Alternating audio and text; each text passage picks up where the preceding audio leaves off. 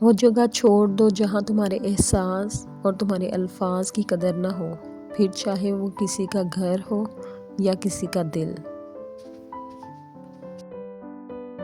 جب تمہیں یقین ہے کہ خدا تمہارے ساتھ ہے تو پھر کوئی فرق نہیں پڑتا کہ کون کون تمہارے خلاف ہے۔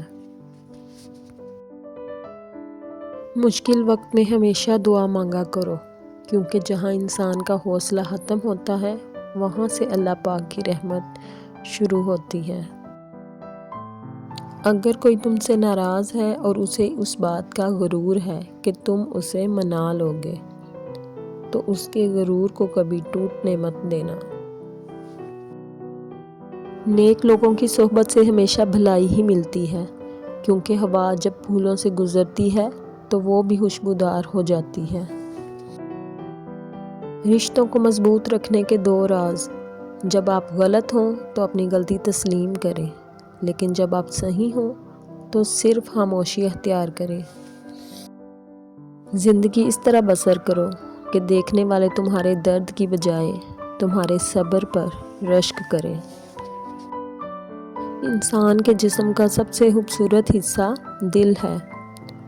اگر یہی صاف نہ ہو تو چمکتا چہرہ کسی کام کا نہیں۔ اگر کوئی تم سے جلتا ہے تو بجائے غصہ ہونے کے ان کی جلن کی قدر کرو، کیونکہ یہی وہ لوگ ہیں جو تمہیں خود سے بہتر سمجھتے ہیں۔ اگر کسی کا ظرف آزمانا ہو تو اس کو عزت دو۔